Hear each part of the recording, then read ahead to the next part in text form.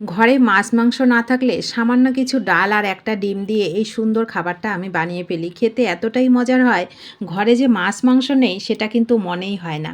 সেটা যে কোনো ডাল তোমরা কিন্তু নিতে পারো। আমি এখানে মটরের ডাল নিয়েছি, ডালটাকে আগে ভিজিয়ে নিয়েছি, ভালো করে ধুয়ে মিক্সি জারে দিয়ে দিলাম।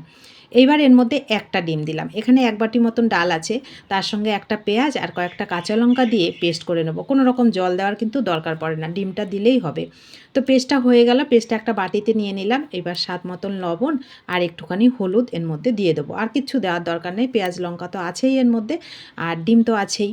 এবার ভালো করে এটাকে আমি মিশিয়ে নেবো, খুব চটজলদি হয়ে যায়, আর তেমন বেশি কোনো উপকরণও কিন্তু লাগে না। খাবারটা খেতে গরম ভাতে হলে আর কিছু লাগে না, আবার রুটি পরোটা দিয়ে খেতেও কিন্তু অসম্ভব মজার লাগে। তো দেখো ভালো করে আমি মিশিয়ে নিলাম, মিশিয়ে নিয়ে এদিকে গ্যাসটা অন করে কড়াই বসিয়ে আমি এখানে তেল দিয়ে দিলাম, তেলটাকে গরম করে নিয়েছি। এবার একটু বড় বড় করে একটু এইগুলোকে দিয়ে দেবো, চামচের মধ্যে করেই দিয়ে একটু বড় বড় করে লম্বা লম্বা করে আমি যতগুলো এর মধ্যে ধরে তেলের মধ্যে, আমার সবটুকুই হয়ে গেছিলো এক বাটি।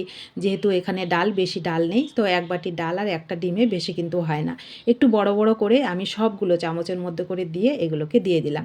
এর মধ্যে যেহেতু ডিম আছে, এটা কিন্তু ভেঙে যাওয়ার কোনো চান্স নেই। একটুখানি তেলের মধ্যে দিয়ে যখন একটু শক্ত হয়ে যাবে তখন এটাকে উল্টে দিতে হবে। আর ডিম দেওয়ার কারণে এটা কিন্তু খুব সুন্দর ফুলে ফুলে উঠবে। তোমরা যদি এইভাবেই খেতে চাও তাহলে একটু কড়া করে ভেজে নেবে, তাহলেও কিন্তু খেতে বেশ মজার লাগে, এটা তো আমরা সবাই জানি।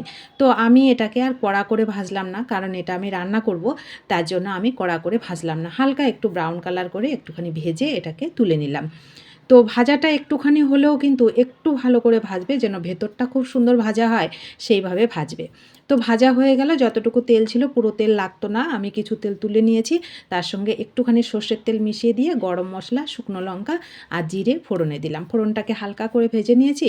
তারপরে এক টুকরো আদা, ছোট একটা রসুন, ছোট একটা পেঁয়াজ, ছোট বলতে মিডিয়াম সাইজের একটা পেঁয়াজ, আর হচ্ছে কয়েকটা কাঁচা লঙ্কা দিয়ে গ্রেট করে একসঙ্গে রেখেছিলাম, একটা টমেটো দিয়ে, টমেটোটাও বেশি বড় না, মিডিয়াম সাইজের একটা টমেটো দিয়ে এর মধ্যে দিয়ে দিলাম। দিয়ে এখানে এবার আমি আলু যেহেতু দেবো, আলুটাকে আমি আগে ভেজে নিইনি, তোমরা চাইলে কিন্তু আলুটাকে আগে ভেজে নিতে পারো।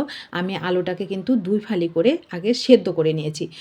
এখানে মশলা হিসাবে আমি কিন্তু ধনের গুঁড়োটা ব্যবহার করছি না, এক চামচ জিরের গুঁড়ো আর একটু লাল লঙ্কার গুঁড়ো দিলাম। এইবার মশলাটাকে সুন্দর করে আলুর সঙ্গে ভালো করে কষিয়ে নেব। আর এর মধ্যে কয়েকটা কাঁচা লঙ্কা, কয়েকটা কাজু বাদাম আর এক চামচ পোস্ত আমি শিলনোড়াতে ভালো করে বেটে নেব।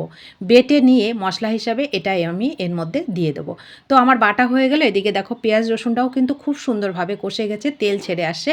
সেই সময় আমি এই যে পোস্ত আর কাজু বাদামের পেস্টটা এর মধ্যে দিয়ে দিলাম, বাটি ধুয়ে একটুখানি জল দিলাম, দিয়ে এইবার আরও কিছুক্ষণ 3 থেকে 4 মিনিট গ্যাসের ফ্লেমটাকে মিডিয়াম টু লোতে করে রেখে আমি এই মশলাটাকে ভালো করে কিন্তু কষাবো। তাহলে মশলাটা খুব সুন্দরভাবে কষে যাবে। আর আলুটা যেহেতু আমি ভেজে দিইনি, আলুটা সেদ্ধ করা আছে, বড় বড় টুকরো করা আছে, তার জন্য আলুর ভেতরেও মশলাটা কিন্তু খুব সুন্দরভাবে ঢুকে যাবে, বোঝাই যাবে না যে আমি আলুটা ভেজে দিইনি। তো দেখো একটু সময় নিয়ে আমি ভালো করে মশলাটাকে কিন্তু আলুর সঙ্গে কষিয়ে নিলাম। তো দেখো তেলটা ছেড়ে ছেড়ে আসে, আর মশলা যখন কষানো হয়ে যায় আমরা সবাই বুঝতে পারি, তখন কিন্তু একটা মশলার দানা দানা ভাব হয়ে যায়। তো মশলাটা খুব সুন্দরভাবে কষানো হয়ে গেছে। এইবার আমি এর মধ্যে একটু উষ্ণ গরম জল ব্যবহার করব। তো প্রথমে আমি যে বাটিটা, মানে ডালের বাটি ছিল, ওই বাটিটা ধুয়ে একটু জল দিলাম, আর বাকিটা উষ্ণ গরম জল এর মধ্যে দিয়ে দিলাম। ঝোলটা কিন্তু একটু বেশি দিতে হবে, কারণ এই যে বড়াগুলো আমি তৈরি করেছি সেটা দেওয়ার পরে কিন্তু ঝোলটা অনেকটা শুকিয়ে যাবে। আর কয়েকটা কাঁচা লঙ্কা একটুখানি চিড়ে এর মধ্যে দিয়ে দিলাম, আর একটুখানি কাসুরি মেথি 2 হাতে ঘষে একটু গুঁড়ো করে এর মধ্যে দিয়ে দিলাম, তাহলে খুব সুন্দর একটা ফ্লেভার হবে, আর খেতেও কিন্তু দারুণ লাগবে। তো দেখো কালারটা কত সুন্দর হয়েছে, এটার কালারটা যেমন সুন্দর হয়, খেতেও কিন্তু দারুণ সুস্বাদু হয়। গরম ভাতে হলে তার কোনো কথাই হবে না, গরম গরম রুটি পরোটা লুচি দিয়েও খেতে কিন্তু দারুণ লাগে এই খাবারটা। স্বাদের জন্য আমি একটুখানি, স্বাদের ব্যালেন্সের জন্য একটুখানি চিনি দিলাম, আর হচ্ছে আর একটু লবণ লাগতো সেটা এর মধ্যে দিয়ে দিলাম। দিয়ে এবার কিছুক্ষণ ঝোলটাকে আমি ভালো করে কিন্তু ফুটিয়ে নেব। কিছুক্ষণ বলতে প্রায় রান্নাটার শেষের দিক পর্যন্ত আমি 3 থেকে 4 মিনিট ঝোলটাকে ভালো করে আগে ফুটিয়ে নেব। ফুটিয়ে নিয়ে রান্না যখন প্রায় শেষের দিকে, তখন আমি এর মধ্যে এই গরম গরম ঝোলের মধ্যে, ফুটন্ত ঝোলের মধ্যে বড়াগুলোকে দিয়ে দেবো।